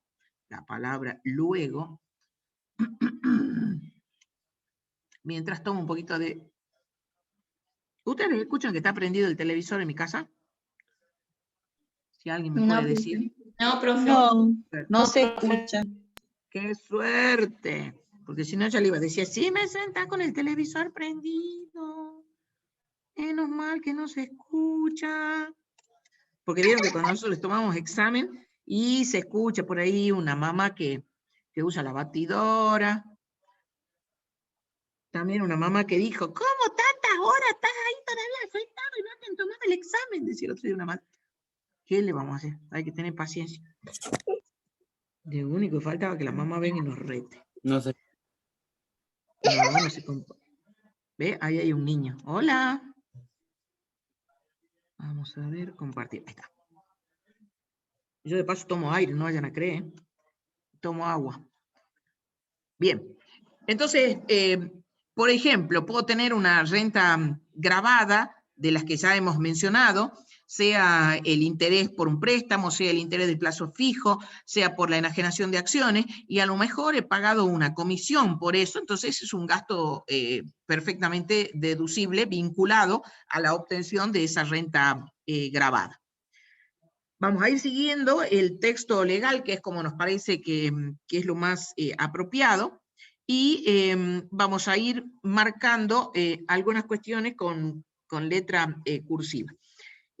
O mejor dicho, el texto lo vamos a ir marcando con letra cursiva y las aclaraciones van a estar en la letra normal. Dice entonces el artículo 48, en tanto no corresponda incluirlas en el artículo 53. En tanto no corresponda incluirlas en el artículo 53. ¿Esto qué significa? Que si, por ejemplo, el plazo fijo es una colocación de una sociedad anónima, que es un ente empresario, el interés es una renta de tercera categoría. Entonces acá ya tenemos dos cuestiones, que en el artículo 2 dice que cumpla con el principio de la fuente, o que sin cumplir con el criterio de la fuente está incluido en el 48, esa renta está grabada. Bien, ahora voy al 48 y me dice, la enumeración es esta que usted tiene abajo, siempre y cuando no corresponde incluirla en la tercera categoría. O sea, siempre y cuando esta renta no la obtenga un ente empresario, así lo denominamos en general, aunque vamos a ver que hay más que entes empresarios en la tercera categoría. Entonces, en tanto no sea de la tercera categoría, constituyen ganancias de la segunda, vamos a ver dónde está mi puntero, constituyen ganancias de la segunda, y avanzamos, y ahí vamos con el texto propiamente dicho. ¿Qué dice la segunda categoría en el artículo 48 en el inciso A? La renta de títulos, cédulas, bonos, letras de tesorería, debentures, cauciones o créditos en dinero o valores privilegiados o quirografarios, consten o no en escritura pública.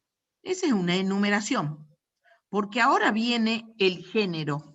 Ahora viene cómo redactó el legislador genéricamente la gravabilidad de una renta de segunda categoría. Y toda otra suma que sea el producto de la colocación del capital, cualquiera sea su denominación o forma de pago. Y esa es la redacción genérica. Es más, el legislador podría haber comenzado diciendo toda otra suma que sea el producto de la colocación del capital, cualquiera sea su denominación o forma de pago, ejemplo, la renta de títulos, cédulas, bonos, etc.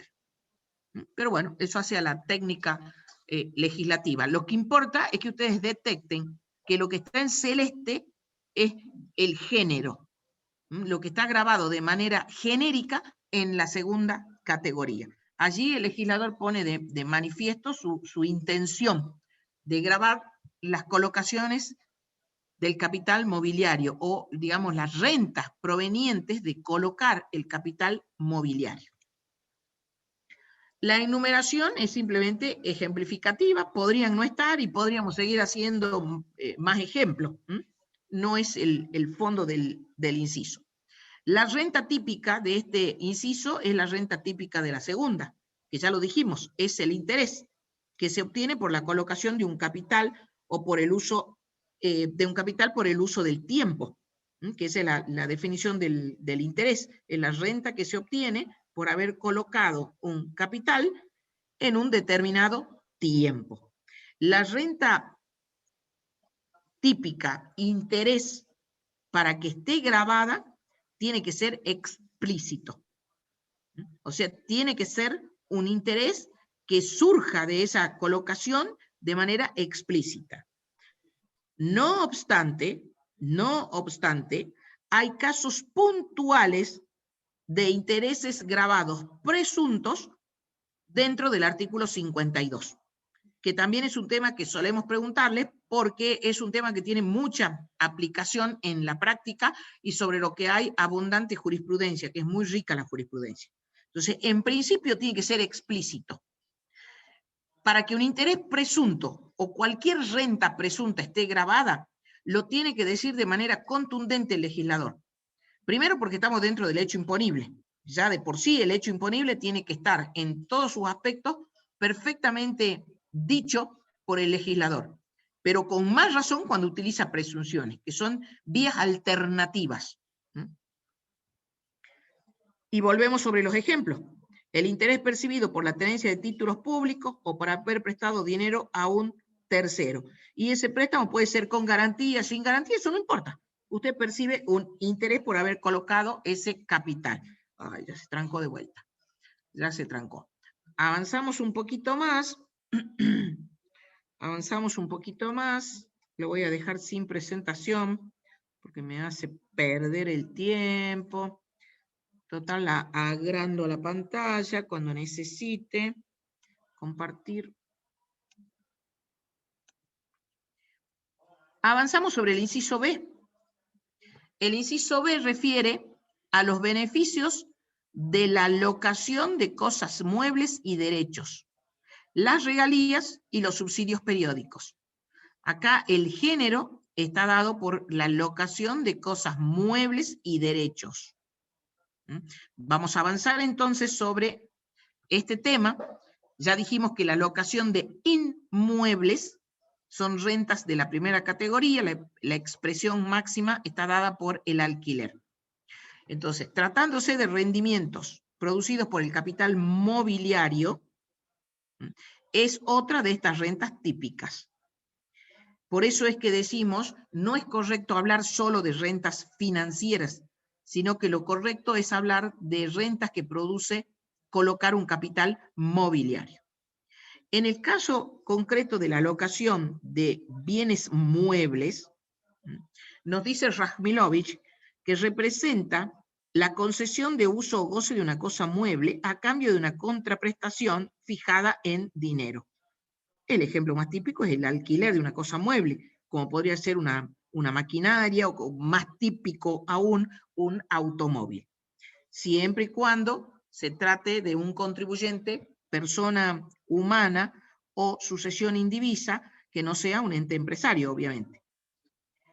Ahora, cuando, por ejemplo, nos referimos a los espacios publicitarios cedidos, típicos de ver, por ejemplo, en un automóvil tipo Traffic o en un automóvil de alquiler para fines comerciales, también se considera que una locación de esa cosa mueble, incluido dentro de esa locación de cosa mueble. Lo mismo puede pasar con el alquiler de títulos públicos o de acciones, que este es el caso de cuando nos piden una garantía. Entonces ofrecemos en garantía títulos públicos o acciones que no tenemos, pero que hay alguien dispuesto a alquilarnos por un tiempo estos títulos públicos para que podamos ofrecer esa garantía. Por ejemplo, a un banco o mismo al fisco. El fisco nos exige determinadas garantías en determinadas circunstancias. Y esta es una forma de hacerlo. ¿Se acuerdan cuando en derecho tributario acá vamos a aplicar algún concepto vinculado con derecho tributario? Ustedes se acordarán que cuando estudiamos el instituto del solve et repete, decíamos que el solve cede en determinadas circunstancias y bajo determinadas condiciones. Entonces, por ejemplo, cede el solve cuando podemos ofrecer una garantía. Y esa garantía puede ser de títulos públicos y acciones, que como digo, como no lo tengo, los alquilo. Y ofrezco esa garantía para poder litigar y que no me exijan tener que pagar la deuda que está pretendiendo la FIP y poder seguir con la causa y llegar a una resolución sin tener que pagar previamente. Bueno, acá van a ver un ejemplo para el que me alquila los títulos públicos o las acciones, en tanto y en cuanto ese que alquila sea una persona humana o una sucesión indivisa, para ese contribuyente es una renta de la segunda categoría. Y sigue diciendo Rajmilovich tomando sus propias palabras. En el caso de estipularse como retribución un monto que se determine en relación con una unidad de producción, de venta, de explotación, etcétera, en cabeza del locatario, no nos encontramos en una retribución derivada de la locación de cosas muebles, sino en una regalía. ¿Por qué? Por la forma en que se retribuye, tema sobre el que vamos a volver unas pantallitas más adelante.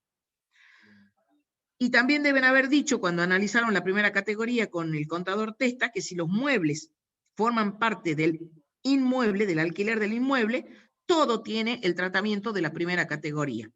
O sea que el inmueble arrastra a los muebles que están en él y el alquiler es uno solo. Es como una unicidad en la gravabilidad como renta de primera categoría, abordado por la ley en el artículo 44 en su inciso E.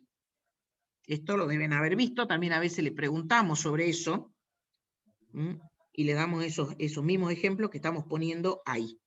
Profe, ¿Sí?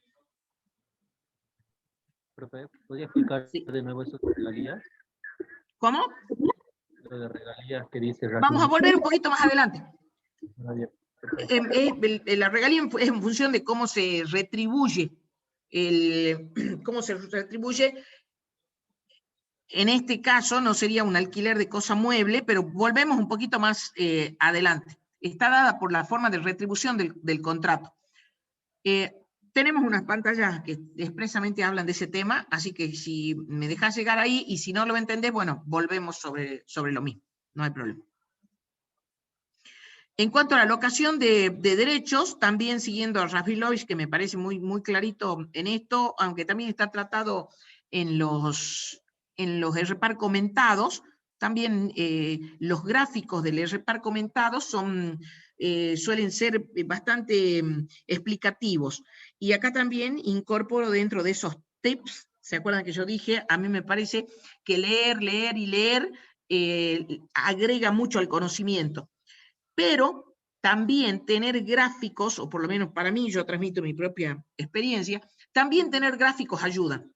Los gráficos ayudan tanto al inicio como para que uno se ubique en el tema, y también ayudan durante el desarrollo. Si uno va estudiando y va leyendo y uno va haciendo sus propios gráficos, también sirven para fijar y sirven para repasar. Pero para aprender propiamente el concepto hay que leer, leer, leer. O sea, los gráficos para mí son una ayuda, pero no es el fondo del aprendizaje.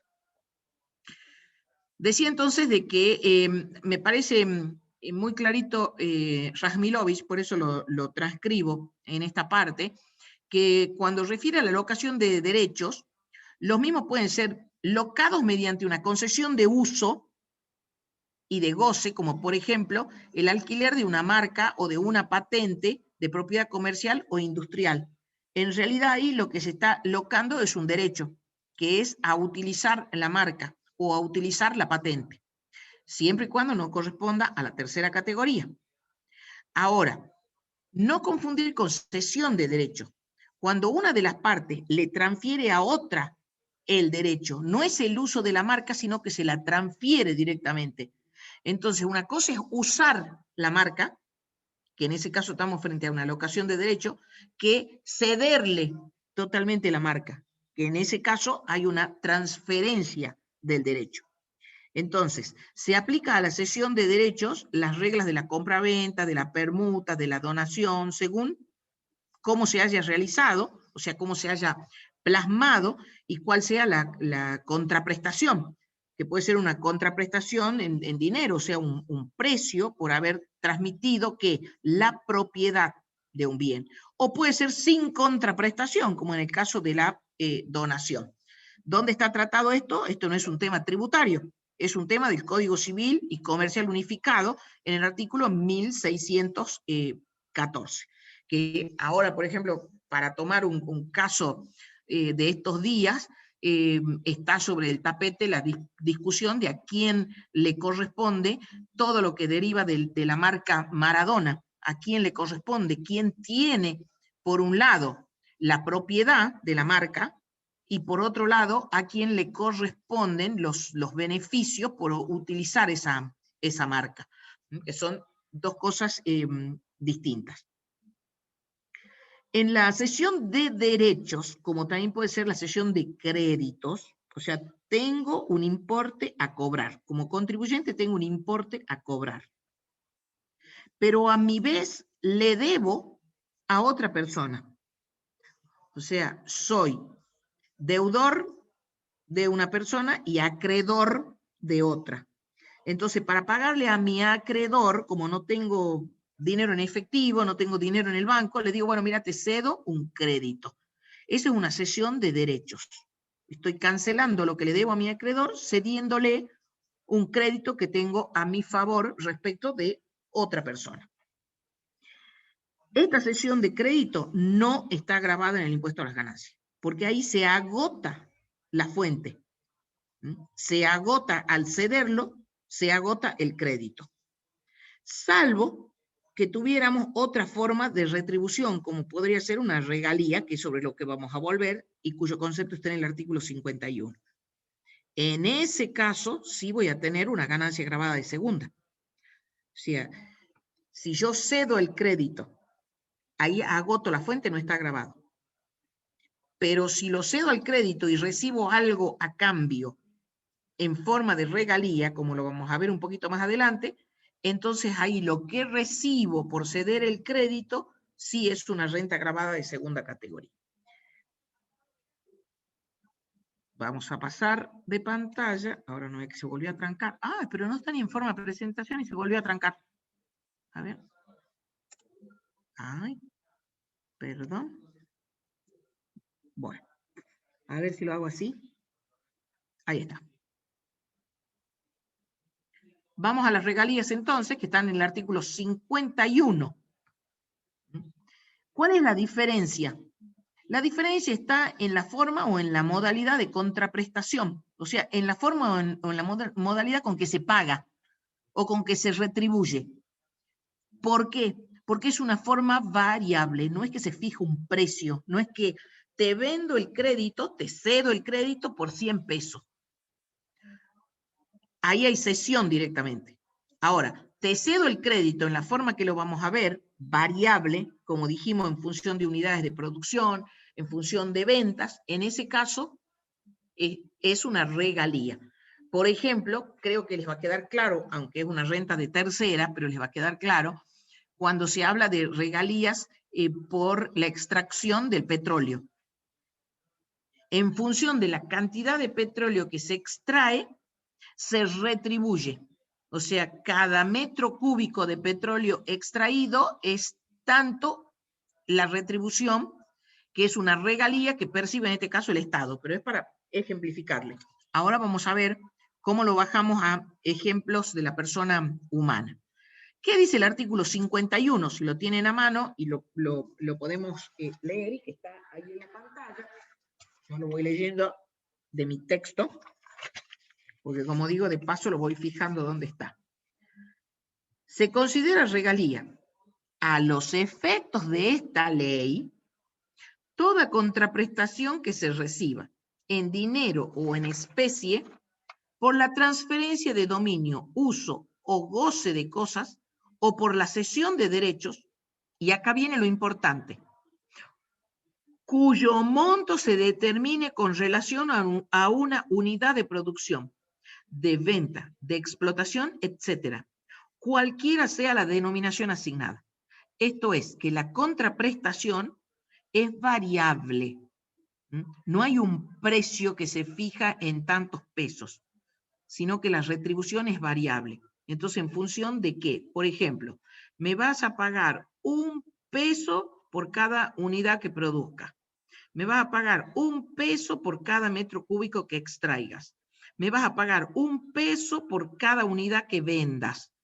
Entonces, esa es una regalía por el tipo de contraprestación que se fija en ese vínculo que se entabla entre dos partes. Un vínculo privado que el legislador lo eleva al rango de ley, y como bien dice el 51, es a los efectos de esta ley. Acá vamos a considerar regalía esto, capaz que en otro ámbito será otra cosa, pero por autonomía del derecho tributario, regalía para nosotros va a ser esto.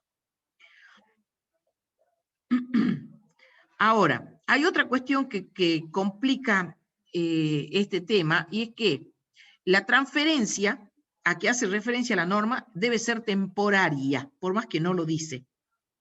Porque si es definitiva, sigue siendo una renta de segunda, pero no de este inciso, sino del inciso H. O sea, la transferencia definitiva está grabada también, pero está en otro inciso, no en este. Cuando referimos a la variabilidad, que volvemos a citarlo a Razmilovich, como dije, la forma o modalidad de retribución variable en función de lo que ya habíamos ejemplificado, tiene que haber un parámetro, tiene que haber un índice, tiene que haber una unidad que se tiene que verificar en quién, en el que adquiere el producto, en el que es el locatario o el que es el cesionario. Entonces, cuando la operación que le da origen a la regalía es una transferencia de dominio de cosa, mueble o inmueble, y la retribución es esta variable, o puede tratarse de la cesión o uso o goce de cosas muebles o inmuebles, o la cesión de derechos, como habíamos ejemplificado en el caso de los créditos. Entonces, esta renta es una renta muy, muy especial, grabada, por supuesto, en la segunda categoría, porque así está previsto, y puede ser que se dé una periodicidad potencial, o puede ser que sea por una única vez que cedo un crédito y lo hago de esta manera. Pero como está expresamente contenido en la segunda categoría, no cabe ninguna duda que va a estar grabado. Y extrayendo un párrafo importante de este fallo, que es viejísimo, dice que en definitiva se trata de una renta que la obtiene ¿quién? El titular de una cosa o de un derecho cedido, que gozará sin necesidad de ejercer actividad alguna.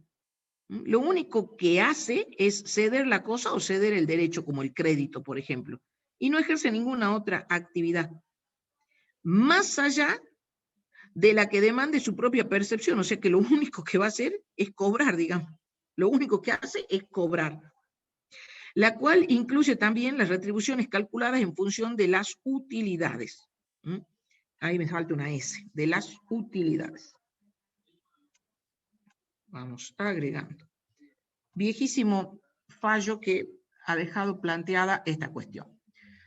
Si lo resumimos, este cuadro lo debo haber tomado de Repar, debe decir abajo, y si no dice lo digo acá, pero me parece muy claro. ¿En qué se basa la regalía? En la forma de retribución. ¿Qué se retribuye? Se retribuye la transferencia de el dominio de una cosa, el uso de las cosas, el goce de las cosas. O puede ser la cesión de determinados derechos. ¿Qué es lo importante? ¿Qué es lo importante? Lo importante es la forma de retribución, cuyo monto se establezca en función de unidades de producción, unidades de venta, unidades de explotación o cualquier otra forma similar.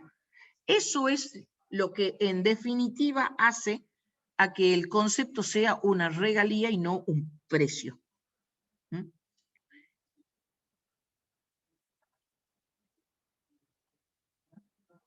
¿Tiene deducciones especiales? Sí, tiene deducciones especiales, las que podemos encontrar en el artículo 90 de la ley y en el 213 del decreto reglamentario. Y dentro de las deducciones para este concepto de regalías, tenemos que hacer un distingo entre transferencia definitiva o transferencia temporaria. ¿Qué vamos a deducir de las regalías? Vamos a deducir costos y gastos incurridos. ¿Dónde? En el país, porque estamos dentro de lo que denominamos fuente argentina, porque el tratamiento para fuente extranjera tiene todo un título especial de la ley. Por eso es que hacemos hincapié en este punto, en que deben tratarse de costos y gastos incurridos en el país, aunque pueden haber excepciones, pero no los quiero complicar ahora con eso. Y hacemos una apertura entre que se trate de la transferencia definitiva o se trate de transferencia temporaria. En el caso de transferencias definitivas, se puede deducir, porque lo dice la ley en el artículo 90, y este tema lo van a volver a ver cuando abordemos las deducciones especiales de la segunda categoría. Esa deducción está dada por el 25% de las sumas percibidas en concepto de regalía, hasta que se recupere todo el capital invertido.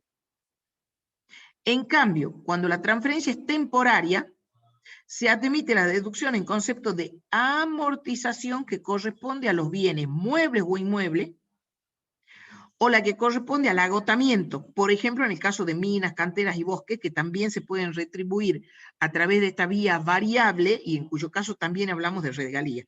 O sea, cuántos, por ejemplo, cuántos metros cúbicos de madera se extraen, cuánto mineral se extrae. Bueno, ya dimos el caso del petróleo, pero vale para otros tipos minerales, y vale lo mismo para las canteras. En definitiva, podemos decir que esta deducción en concepto de regalía, tenemos por un lado los costos y los gastos incurridos, como dije, en el país, porque estamos dentro de fuente argentina.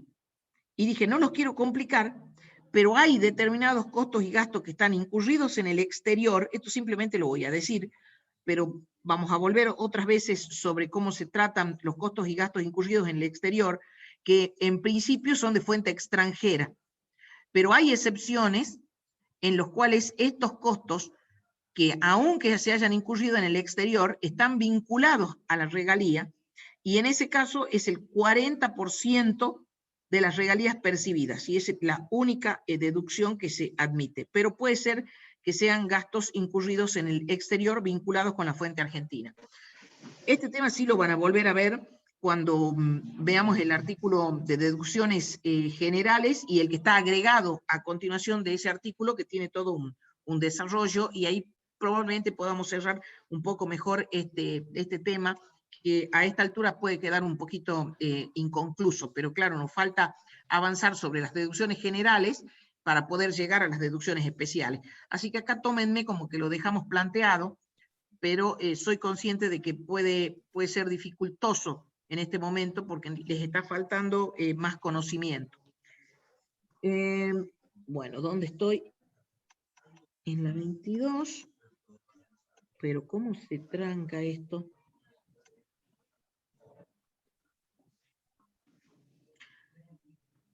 Y referido a las transferencias temporarias o no, acá mencionamos también algunos casos de jurisprudencia, simplemente para mencionarlos, también están tomados de REPAR, de hecho, una foto, lo que ustedes pueden ver, del REPAR comentado. En este caso, cuando tomé la foto, estaba en el tomo 2 en esa página, pero bueno, a veces pueden cambiar los números.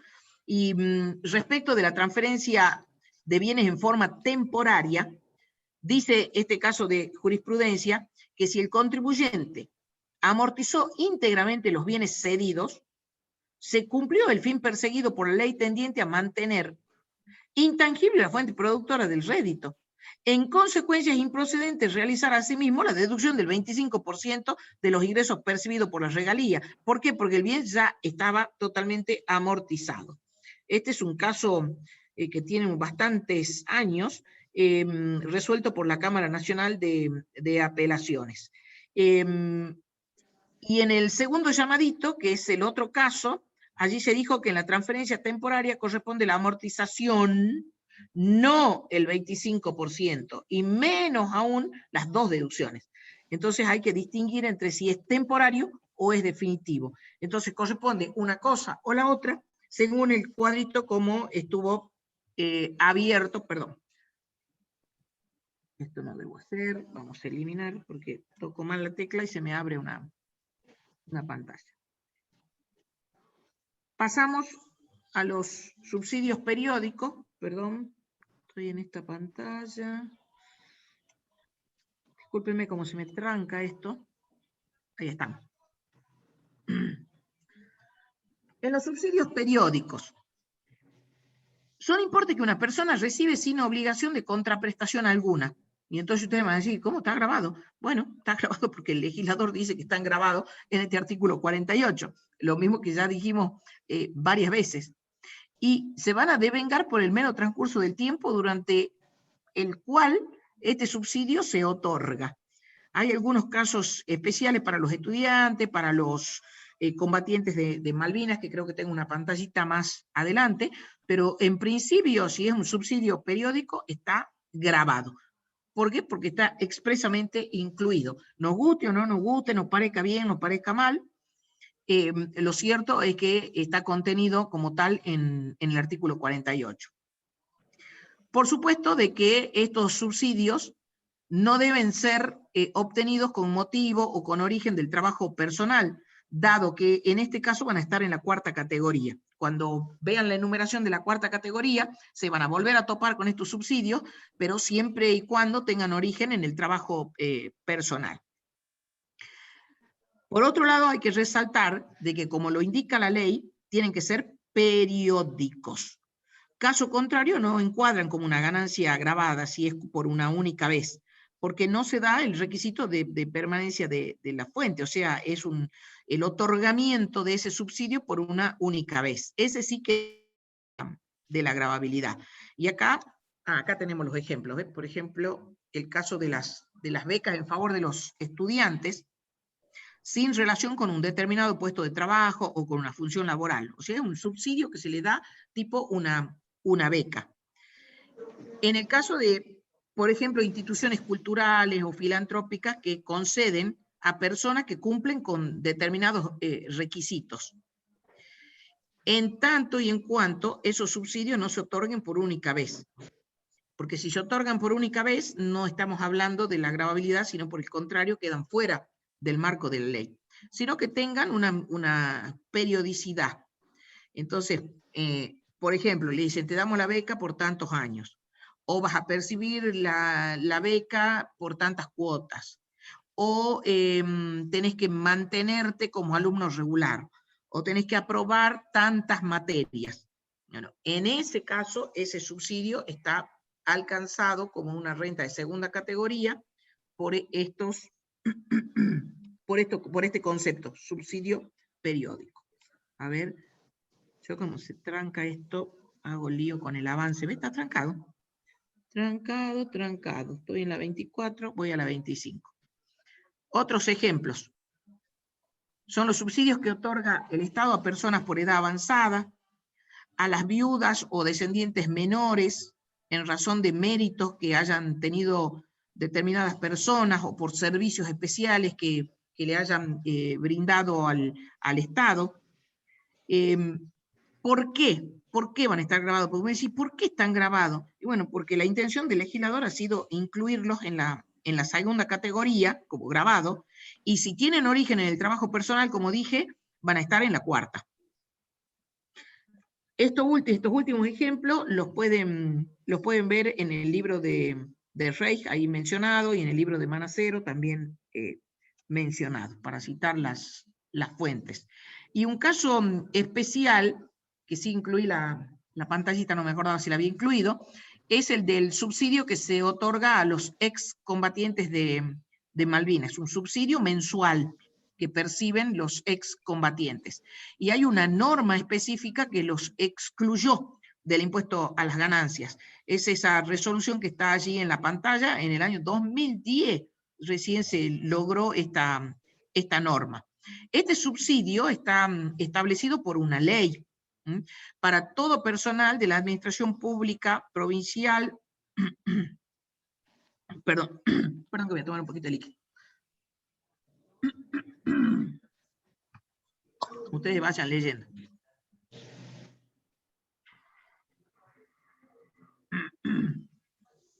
Para todo el personal de la administración pública provincial, en este caso de la provincia de Buenos Aires, que acredite su condición de excombatiente, que hayan actuado en el teatro de operaciones en Malvinas, claramente dice ese artículo, debe ser excluido del cálculo del impuesto a las ganancias.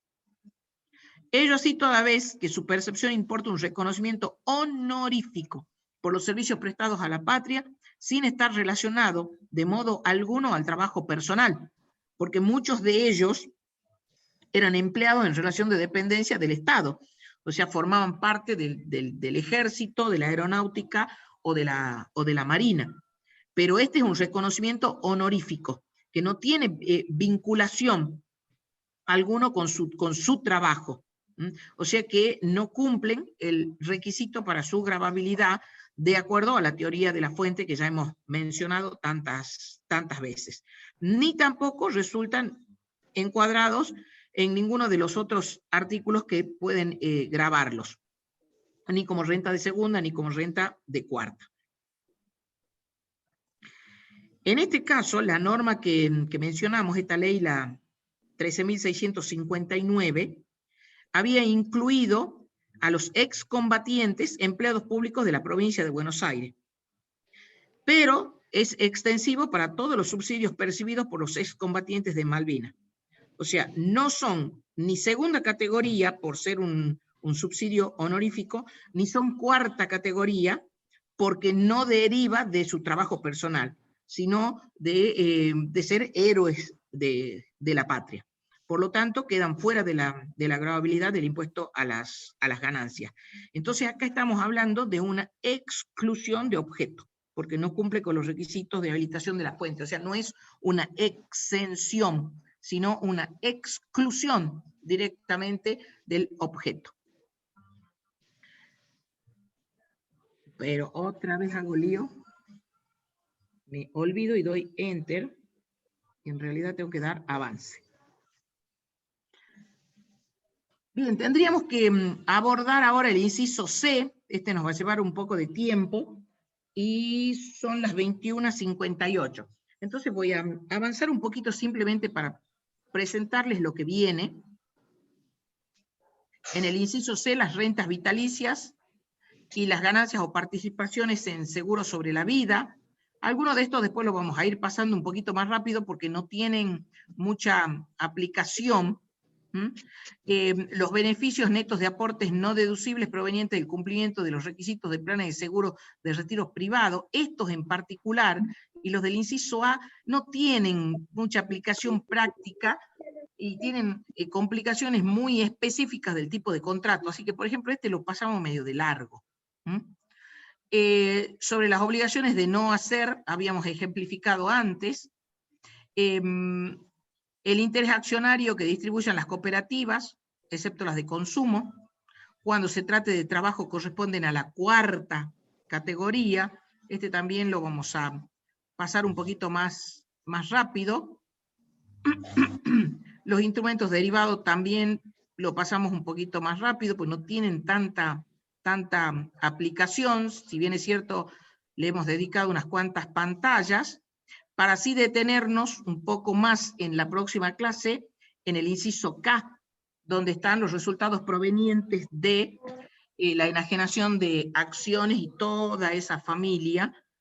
Acá sí nos vamos a detener un poquito más y vamos a tratar de hacer distintas aperturas, porque algunos de estos conceptos están grabados cedularmente y otros siguen en la escala progresiva del artículo 94. Esto nos va a llevar un poquito de tiempo en la próxima clase. Así que lo vamos a dejar acá, y también la enajenación de inmuebles que ya les había mencionado anteriormente. Así que lo dejamos acá y nos vemos mañana. Mañana la clase es de 18 a 20. Les agradezco estar presentes y nos vemos de esta misma manera en el día de mañana. Y les agradezco a los profesores que están conectados, ¿sí? Perdón, un último aviso antes de que se me fuguen los chicos. Sí, Fernando. Acabo de dar a 14 o 15 chicos que todavía no están matriculados correctamente para la comisión práctica. Les mandé, creo que la tercera vez que mando por plataforma para que lo hagan. Entre ellos, Alejandro Reales, Verónica Soledad Costilla, María Cristina Vargas, Leonardo Arce, Armando Reinaga, Adriana Segovia, en fin. Quien no esté matriculado, como hemos dicho el viernes, con las nuevas claves para la comisión práctica a la mañana, por favor háganlo.